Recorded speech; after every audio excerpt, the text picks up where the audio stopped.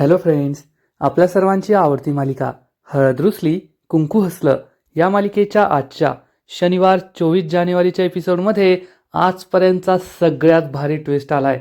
आजचा एपिसोड खूप खूप भारी होता आणि तुम्हाला तो खूप आवडेल यात शंकाच नाही. मग नेमकं असं घडलंय तरी काय? तर फ्रेंड्स, आजच्या एपिसोडमध्ये आपण पाहू की कृष्णा ही तिच्या माहेरी गेली आहे आणि तिचं रडगाणं सुरूच आहे. तिने भक्तीला सांगितलं की माझं आणि दुष्यंत सरकारांचं नातं हे खोटं होतं आणि खरं नातं आहे पूजा आणि दुष्यंत सरकारांचं. या दोघांचं एकमेकांवर प्रेम आहे आणि त्यांनी लग्न करायला हवं. तर दुसरीकडे दुष्यंत हा कृष्णाच्या विरहात खूप दुःखी झालेला आहे आणि त्याच वेळेस आपल्या सर्वांच्या लाडक्या आढळरावांनी त्याचे चांगलेच कान उपटले आणि त्याला समजावून सांगितलं, जर तुला कृष्णाला मनवायचं असेल तर तुला कृष्णासाठी काहीतरी करावं लागेल आणि तिच्या आयुष्यात डोकावून पाहावं लागेल. तिला ज्या गोष्टी आवडतात त्या तुला कराव्या लागतील. आणि मग दुष्यंतच्या डोक्यामध्ये लख्ख प्रकाश पडला आणि दुष्यंत हा चक्क कृष्णासारखं शेतात काम करणारे एक कामगार म्हणून तो शेतामध्ये काढणी, सोंगणी, पेरणी या सगळ्या गोष्टी करणारे अगदी कोल्हापूरचा शेतातला रांगडा गडी शेतकरी बनणार आहे तो. त्यामुळे कृष्णाला आश्चर्याचा धक्काच बसलाय. म्हणजेच आता दुष्यंत कृष्णाला मनवण्यासाठी त्याने आयुष्यात जे कधीच नाही केलं त्या सगळ्या गोष्टी करणार आहे. गाईचं दूध काढेल, चारा कापणार, चारा भरणार, शेतामध्ये काम करणार आणि हे सगळं पाहायला खूपच मजा येईल एवढं मात्र नक्की. तर फ्रेंड्स, मग नेमकं हे सगळं घडलं तरी कसं हे जाणून घेण्यासाठी हा व्हिडिओ शेवटपर्यंत नक्की पहा. एपिसोडच्या सुरुवातीलाच दुष्यंत हा अजूनही हॉस्पिटलच्या बाहेरच बसलेला असतो. कृष्णाची आठवण काढून रडत असतो आणि त्याच वेळेस बाळजाबाई तेथे येते. तर दुसरीकडे कृष्णा ही भक्तीला सांगते, भक्ते, दुष्यंत सरकारांचं माझ्यावर प्रेम नाहीये, अजूनही त्यांचं पूजावरच प्रेम आहे आणि त्या दोघांनी एकमेकांजवळ यायला हवं, त्यांचं लग्न व्हायला हवं, म्हणून मी येथे आलीये. हे ऐकून भक्तीला जबर धक्काच बसतो. भक्ती चिडून म्हणते, कृष्णे, तू दुष्यंत सरकारांना आणि आपला संसार सोडून फक्त त्या पूजासाठी येथे आलीये. तू हे खूप चुकीचं केलंय. मला हे दुष्यंत दाजींना सांगावंच लागेल. असं म्हणून भक्ती जाऊ लागते तर कृष्णा तिचा हात पकडते आणि म्हणते, नाही भक्ते, दुष्यंत सरकारांना काहीच सांगायचं नाही, तुला माझी शपथ आहे. भक्तीला मोठा धक्काच बसतो. भक्ती म्हणते, कृष्ण हे काय केलंस? तू खूप चुकीचं वागतेय. दुष्यंत सरकारांचं फक्त तुझ्यावर प्रेम आहे. तुमच्या दोघांचं लगीन झालंय. देवा ब्राह्मणाच्या साक्षीने तुम्ही लगीन केलंय. दुष्यंत सरकारांवर फक्त तुझा हक्क आहे. तर कृष्णा म्हणते, नाही भावा, दुष्यंत सरकारांवर माझा हक्क नाहीये. तर भक्ती तिला समजावून सांगते, मला मान्य आहे ना, पूजा आणि दुष्यंत सरकारांचं एकमेकांवर प्रेम होतं, पण ती जुनी गोष्ट झालीये. आता दुष्यंत सरकार फक्त तुझ्यावर प्रेम करतात, त्यांचं पूजावर प्रेम नाहीये. तर कृष्णा तीच कॅसेट वाजवते, नाही भक्ते, दुष्यंत सरकारांचं माझ्यावर प्रेम नाहीये, ते फक्त एक जबरदस्तीचं नातं होतं आणि त्यांचं खरं प्रेम पूजावर आहे. तुला माहिती आहे का, जेव्हा पूजाने आत्महत्येचा प्रयत्न केला होता तेव्हा दुष्यंत सरकार खूप घाबरले होते. हातातलं काम सोडून हॉस्पिटलच्या दिशेने पळाले होते. मला काहीच सांगितलं नाही आणि आपल्या प्रेमाच्या व्यक्तीबरोबर असं काही झालं तरच माणूस एवढा घाबरतो ना. दुसऱ्या अनोळखी व्यक्तीसाठी एवढं का करेल? आणि तू मला सांग, लग्न करताना आपण 7 फेरे घेतो तेव्हा वचन देतो की नाही, नवरा आणि बायको एकमेकांपासून काहीच लपवणार नाही. पण दुष्यंत सरकारांनी मला पूजाबद्दल काहीच सांगितलं नाही, त्यांच्या जुन्या नात्याबद्दल काहीच सांगितलं नाही. म्हणजेच त्यांना माझ्याबद्दल काहीच वाटत नाही. त्यांनी आमचं लग्न मनाने स्वीकारलंच नव्हतं. दुष्यंत सरकारांचं माझ्यावर प्रेम आहे ही गोष्ट आज त्यांच्या तोंडातून बाहेर आली, पण पूजावर त्यांचं प्रेम होतं, आधीपासून होतं आणि माझ्या आधीपासून त्या दोघांचं एकमेकांवर प्रेम असल्यामुळे माझ्यापेक्षा जास्त हक्क पूजाचा आहे. दुष्यंत सरकार फक्त तिचे आहेत. आणि भक्तीला मात्र हे पटत नाही, पण कृष्णा भक्तीला समजावून सांगते, भक्ते, पूजा आपली बहीण आहे आणि तिच्या सुखाचा विचार आपण करायलाच हवा. दुष्यंत सरकार आणि पूजा एकमेकांवर प्रेम करायचे. माझं आणि दुष्यंत सरकारांचं लग्न कोणत्या परिस्थितीत झालंय हे तुला माहिती आहे. त्यामुळे दुष्यंत सरकारांचे हात दगडाखाली होते. ते नाईलाजाने या लग्न बंधनात अडकलेले होते, पण आता मी त्यांना या लग्न बंधनातून मुक्त करणारे आणि मग पूजा आणि दुष्यंत सरकार एकमेकांजवळ येतील.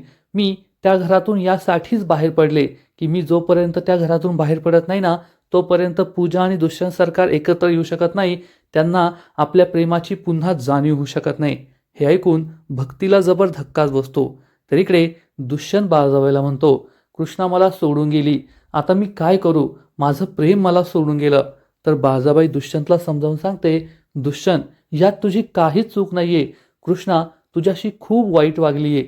तू तिच्यासाठी काय काय केलं हे ती सगळं विसरून गेलीये आणि तिने फक्त स्वतःचा विचार केला, स्वतःच्या बहिणीचा विचार केला. त्या पूजीसमोर कृष्णाला तू दिसतच नाहीये. तिने तुझ्या प्रेमाची किंमत केली, तुझ्या नात्याची किंमत केली. तुला काही महत्त्व न देता ती येथून निघून गेली. आता तू सुद्धा विचार कर, स्वतःचा विचार कर आणि त्या कृष्णाला डोक्यातून काढून टाक.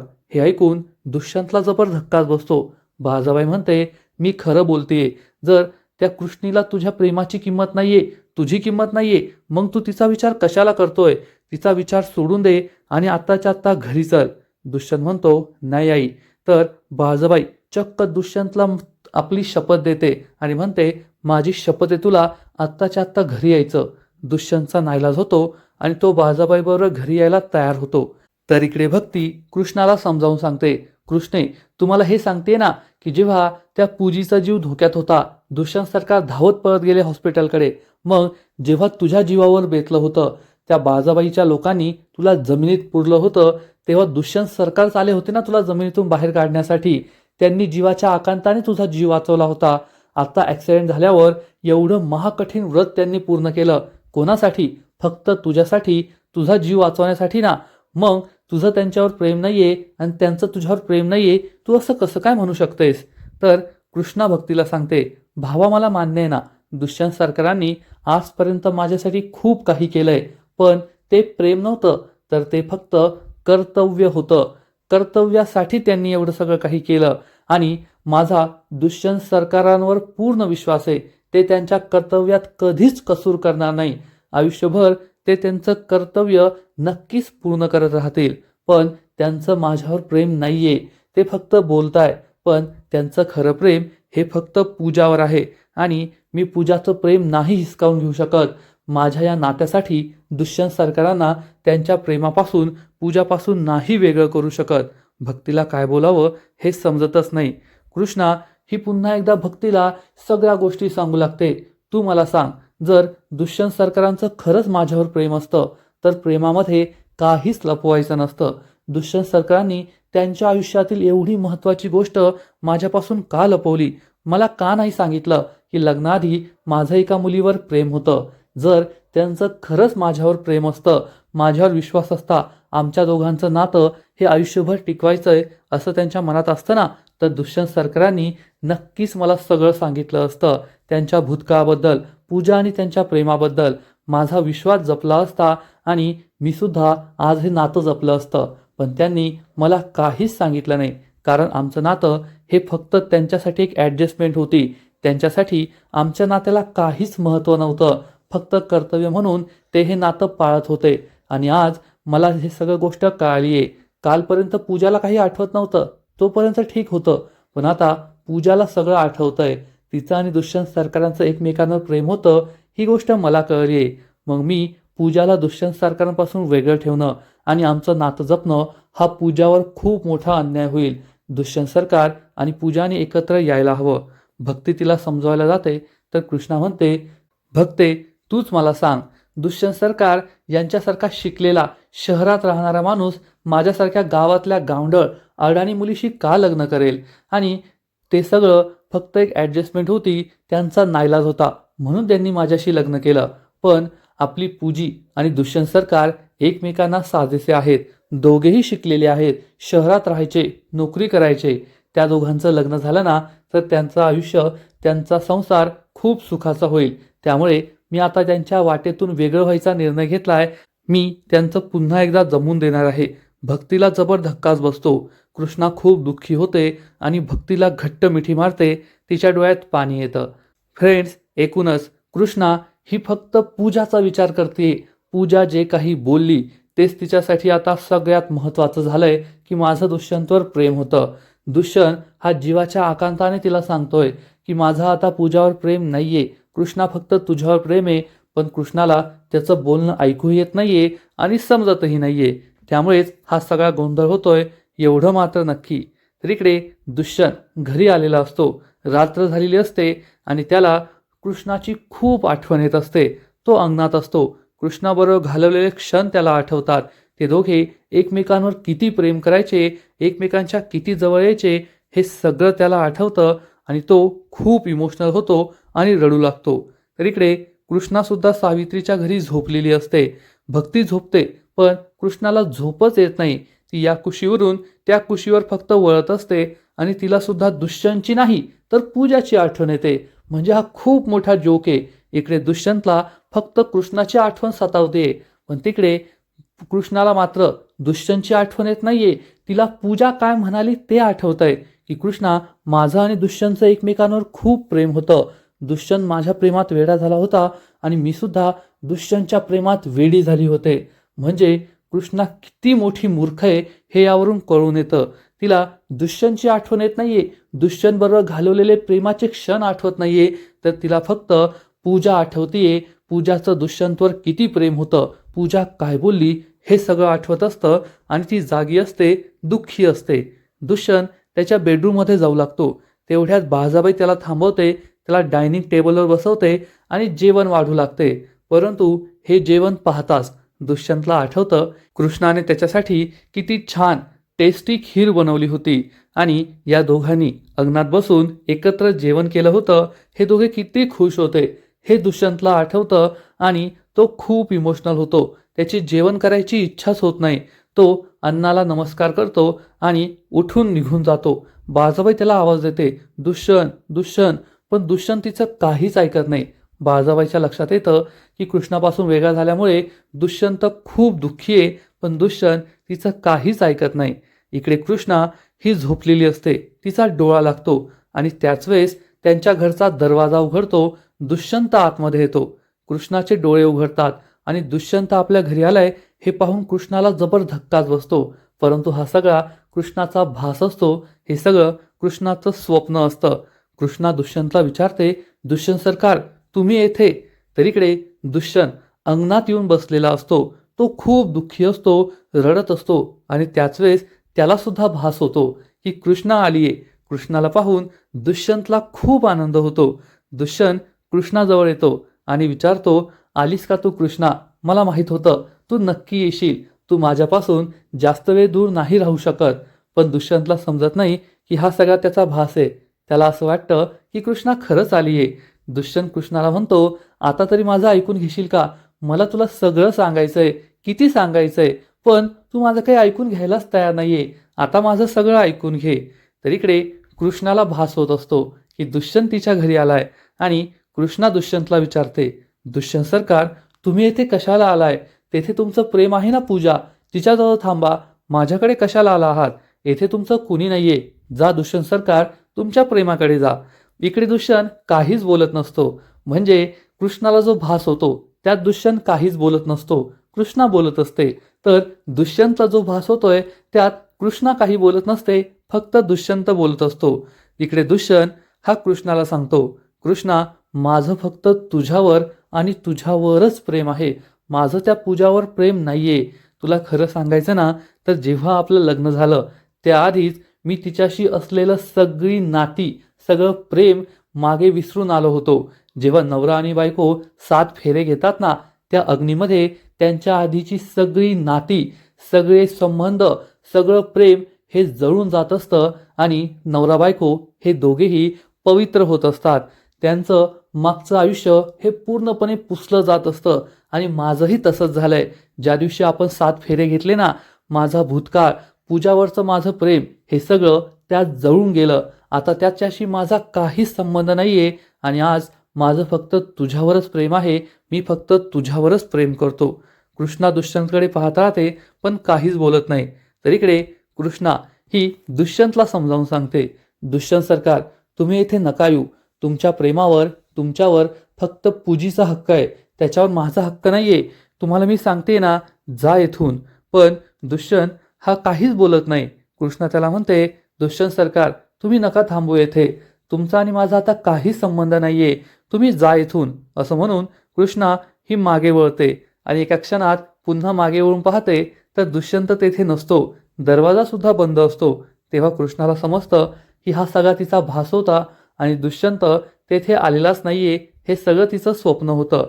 तर इकडे दुष्यंत हा कृष्णाला समजावून सांगतो, कृष्णा आता फक्त माझं तुझ्यावर प्रेम आहे आणि मला माझं संपूर्ण आयुष्य तुझ्याबरोबर घालवायचं आहे. मला पूजा नकोय. तिचा आणि माझा आता काहीच संबंध नाहीये. माझ्या मनात तिचा कधीच विचार नसतो. मला फक्त तुझ्याबरोबर जगायचं आहे. माझं तुझ्यावर खूप प्रेम आहे असं म्हणून दुष्यंत हा कृष्णाजवळ येतो आणि तो कृष्णाला मिठी मारणार इतक्यात कृष्णा गायब होते. तेव्हा दुष्यंतच्या लक्षात येतं की हा सगळा त्याचा भास होता, त्याचं स्वप्न होतं आणि दुष्यंत खूप निराश होतो आणि तेथेच खुर्चीवर बसतो. कृष्णाच्या विचारांमध्ये दंग होऊन तो डोळे बंद करतो. तर इकडे कृष्णा सुद्धा खूप दुःखी होते. दुष्यंत सरकार काही आपल्याला भेटायला आले नव्हते हा विचार करून ती दुष्यंतच्या विचारांमध्ये दंग होऊन जाते. तर दुष्यंत हा डोळे मिटून बसलेला असतो आणि त्याच वेळेस आढळराव तेथे येतात. आढळरावांना पाहून दुष्यंतला खूप राग येतो. आढळराव त्याच्या समोर जाऊन बसतात आणि शेकोटी पेटवतात. दुष्यंत चिडून म्हणतो, तुम्हाला सांगितलेलं कळत नाही का? तुम्ही जाणून बुजून करता का? तुम्हाला म्हटलंय ना मला तुमचं तोंड सुद्धा पाहायचं नाहीये. तर आढळराव चिडून म्हणतात, मी काय तुझे डोळे उघडले का? मी तर माझा माझा येऊन बसलो. तू डोळे मिटून बसला होता ना, मग कशाला डोळे उघडले? कशाला माझं तोंड पाहिलं? दुष्यंत खूप चिडतो. आढळराव हे दुष्यंतला समजावून सांगतात, दुष्यंता मी तुझा बाप आहे. मला नाही माहीत की अख्ख्या जन्मात तू मला कधी बाप मानशील की नाही, पण मी तर तुला पोरगा मानतो. आणि ते सुद्धा सोड, वडिलकीच्या नात्याने मी तुला 4 चांगल्या गोष्टी सांगणारे तेवढ्या ऐकून घे. ऐकायचे असतील तर ऐक, नाहीतर या आगीमध्येच जाळून टाक. दुष्यंत खूप चिडतो की आता या आढळरावांचं भाषण, त्यांचं लेक्चर मला ऐकावं लागणार आहे. पण तो तेथेच बसतो. आढळराव त्याला 4 समजुतीच्या गोष्टी सांगतात आणि विचारतात, दुष्यंता जेव्हापासून ही जीवसृष्टी तयार झाली ना तेव्हापासून एकच गोष्ट, एकच भावना या जगात आहे. ती सुरुवातीपासून ते आत्तापर्यंत आहे आणि शेवटापर्यंत राहणार आहे. आणि ती भावना म्हणजे प्रेम. आणि जसा जसा माणूस विचार करायला लागला, तो हुशार झाला, समाज तयार झाला, तसं या प्रेमाच्या भावनेबरोबर अनेक गोष्टी येत गेल्या. जसं की रुसवा, फुगवा, समज, गैरसमज. आणि हे जे गैरसमजाचं भूत असतं ना ते खूप डेंजर असतं बाबा. दुष्यंत आढळरावांचं खूप शांतपणे ऐकून घेत असतो, समजून घेत असतो आणि आपल्या सर्वांचे लाडके आढळराव खरंच त्याला खूप चांगलं सांगत असतात. खरंच आढळरावांचं कॅरेक्टर खूप भारी आहे. बाळजाबाईंना त्यांनी कधीच ओव्हरटेक केलंय. बाळजाबाई तर व्हिलनच आहे, पण ही मालिका जेव्हा सुरू झाली होती तेव्हा आढळरावांच्या कॅरेक्टरला एवढं महत्त्व नव्हतं. पण हळूहळू ते आपल्या सर्वांचे फेवरेट बनत चाललेत एवढं मात्र नक्की. आढळराव दुष्यंतला म्हणतात, दुष्यंता तुझी जी चूक आहे ना ती खूप छोटीशी चूक आहे, अनावधानाने घडली आहे. तू कृष्णाला आपल्या मागच्या नात्याबद्दल नाही सांगितलं आणि ते महत्वाचं नव्हतंच, पण ती मुलगी कृष्णाची बहीण निघाली म्हणून हा सगळा प्रॉब्लेम झालाय. पण शेवटी तुझ्याकडून चूक झालीये आणि कृष्णाला ती खूप मोठी चूक वाटतीये. तिला वाटतंय की तू तिचा विश्वासघात केलाय आणि हा गैरसमज खूप डेंजर असतो बाबा. तू मला सांग, तू तिचा हा गैरसमज दूर करण्यासाठी काय केलंय? दुष्यंत काही बोलणार, त्याला हे पटत नसतं. तर आढळराव पुन्हा पुन्हा त्याला हाच प्रश्न विचारतात, तू काय केलंय सांग, तू काय केलंय सांग. आणि दुष्यंतला समजतं की खरंच कृष्णाचा गैरसमज दूर करण्यासाठी त्याने काहीच केलं नाहीये, काहीच प्रयत्न केले नाहीयेत. आढळराव दुष्यंतला समजावून सांगतात, आज आपण 21व्या शतकात जगतोय. 2026 वर्ष सुरू झालं आहे आणि आपला समाज हा कितीही पुढे गेला, कितीही शोध लागले, माणसाने कितीही प्रगती केली, आपला देश महासत्ता बनला, तरी एक गोष्ट अजूनही बदलली नाहीये आणि बदलणारही नाहीये. आणि ती गोष्ट म्हणजे लग्न झाल्यावर बाईचं आयुष्य बदलतं, पुरुषाचं आयुष्य बदलत नाही. आपण कितीही पुढारलो ना, पण लग्न झाल्यानंतर एका स्त्रीला, एका बाईलाच आपलं सगळं कुटुंब, आपली नातीगोती सगळं मागे सोडून नवऱ्याच्या घरी जावं लागतं. तूच मला सांग, लग्न झाल्यानंतर पुरुषाच्या आयुष्यात काय बदलतं? तो स्वतःच्याच घरात राहतो, स्वतःच्या आईबापाबरोबर, भावा बहिणीबरोबर राहतो. पण बाईला मात्र आपलं कुटुंब, आईबाप, भाऊ बहीण, आपली सगळी नाती, आपलं घरदार, आपलं गाव सगळं काही सोडून एका नवीन घरात यावं लागतं. काल परवा ओळख झालेल्या त्या नवऱ्याच्या कुटुंबाबरोबर, त्या नवऱ्याबरोबर, त्याच्या आईबापाबरोबर, या नवीन नात्यांबरोबर ॲडजस्ट करावं लागतं. आणि कृष्णाने हे सगळं केलं. ती तुझ्याशी लग्न झाल्यानंतर आपलं घरदार, नातीगोती सगळं सोडून येथे आली. तुझ्याबरोबर, आमच्याबरोबर, बाजाबाईबरोबर सगळ्यांशी जुळवून घेण्याचा तिने प्रयत्न केला. सगळ्यांची मनं जिंकली. तिने सगळं काही केलं. तिला स्वयंपाक येत नव्हता, ती स्वयंपाक शिकली. ती या घराच्या चालीरीती शिकली. पण तू काय केलं? तू काहीच केलं नाही. मला मान्य आहे, तू तिचा जीव वाचवला, तिला समजून घेण्याचा प्रयत्न केला, संकटांमध्ये तिला वाचवण्याचा प्रयत्न केला, हे सगळं मला मान्य आहे. पण तिच्यासाठी स्पेशल असं तू काय केलं? ते तुमच्यात म्हणतात ना ॲडजस्टमेंट, अशा तू काय केल्या? कृष्णाला जे काही आवडतं ते तू कधी केलंय का? कृष्णाच्या मनाचा विचार केलाय का? कृष्णाला जे काही गोष्टी आवडत असतील, जसं की ती शेतकरी आहे, तसं तू काहीच केलं नाही. तिच्या मनाचा कधी विचार केला नाही. आणि आज तिचा गैरसमज झालाय, तर तुला तिचा गैरसमज दूर करण्यासाठी तिच्या आयुष्यात जावं लागेल. ती या सगळ्या गोष्टींकडे कसं पाहते त्या गोष्टीचा तुला विचार करायला हवा. आणि तुला खूप प्रयत्न करावे लागणार आहे, तुला वेळ द्यावा लागणार आहे. एवढ्या लवकर कृष्णाचा गैरसमज दूर होणार नाहीये. कृष्णाला तू किती चांगला आहे हे समजणार नाहीये. मला माहिती आहे तुझं कृष्णावर खूप प्रेम आहे, कृष्णाचं तुझ्यावर खूप प्रेम आहे. तुम्हाला दोघांना या गोष्टी माहिती आहे. पण मोठा प्रॉब्लेम आहे गैरसमज. आणि हा गैरसमज एवढ्या लवकर दूर होणार नाहीये. त्यासाठी तुला वेळही द्यावा लागेल आणि प्रयत्नसुद्धा करावे लागतील. हे लक्षात ठेव. पहा बाबा, तू हुशार माणूस आहे. आता काय करायचं हे तू ठरव. ऐकायचं तर ऐक, नाही तर नको ऐकू. पण शांतपणे विचार कर. आणि एक विचार कर की हा आढळराव किती नालायक माणूस आहे. यांनी स्वतःची नाती कशी जपली, स्वतःच्या बायकोशी कसं वागला, स्वतःच्या मुलाशी कसं वागला, स्वतःच्या बापाशी कसं वागला, याचा विचार नको करू. तर मी जे सांगतोय ना त्या गोष्टीचा विचार कर. असं म्हणून आढळराव तेथून निघून जातात. आणि दुष्यंत याच गोष्टीचा विचार करू लागतो की आढळरावांनी मला आता काय सांगितलंय. आणि याच गोष्टी त्याच्या डोक्यामध्ये फिरत असतात की खरंच मी कृष्णासाठी काय केलंय, मी कृष्णासाठी काही स्पेशल केलंय का, तिच्या आयुष्यात जाऊन तिच्यासाठी काही ॲडजस्टमेंट केल्यात का, तिला आवडतात अशा काही गोष्टी केल्यात का. आणि तो याच गोष्टींचा विचार करत असतो. फ्रेंड्स, खरंच हा सीन खूप भारी आहे. आणि आढळराव हे दिवसेंदिवस एकानंतर एक सिक्स मारताय एवढं मात्र नक्की. त्यांची बॅटिंग पाहायला म्हणजेच त्यांची ॲक्टिंग पाहायला खूप मजा येते. या मालिकेत कृष्णा आणि दुष्यंत हिरो हिरोईन आहेतच, परंतु आढळराव आपल्या सगळ्यांचं मन जिंकताय. त्यांची ॲक्टिंग, त्यांचे डायलॉग्स हे सगळंच प्रेक्षकांच्या पसंतीला उतरतंय. एका बापाचं कर्तव्य आणखीन दुसरं काय असतं? बाजाबाई तर तिचं कर्तव्य पार पाडत नाहीये. स्वतःच्या स्वार्थापायी तिला स्वतःचा मुलगाही दिसत नाहीये, त्याचं प्रेमही दिसत नाहीये. आणि कृष्णा दूर गेल्यामुळे दुष्यंत हा किती दुःखी आहे हे सुद्धा तिला दिसत नाहीये. तिला फक्त स्वतःचा स्वार्थ कळतो. पण आढळरावांना मात्र आपल्या मुलाची खूप काळजी आहे, आपल्या सुनेची खूप काळजी आहे. आणि वडील असल्याच्या नात्याने ते खरंच दुष्यंतला खूप चांगला सल्ला देत आहे. हा सीन खरंच खूप भारी होता. तुम्हाला सुद्धा नक्कीच आवडेल. तर फ्रेंड्स, एकूणच हळद रुसली कुंकू हसलं या मालिकेचा आजचा एपिसोड खूप भारी होता. खूप भारी भारी ट्विस्ट आले आहेत. आणि आढळरावांनी दुष्यंतचे जे कान उपटले ना ते पाहायला सुद्धा खूप मजा आली. त्यांचा सल्ला खूप छान होता. आजचा एपिसोड तर भारी होता, पण या मालिकेचा पुढील एपिसोड आणखीन भारी असणारे, आणखीन भारी ट्विस्ट या मालिकेत येणारे. मग नेमकं घडणार तरी काय? तर फ्रेंड्स, पुढील एपिसोडमध्ये आपण पाहू की आढळरावांचा सल्ला दुष्यंत ऐकणार आणि दुष्यंत हा चक्क कृष्णा ज्या शेतामध्ये काढणी सोंगणी करत असेल त्या शेतामध्ये दुष्यंत जाणार.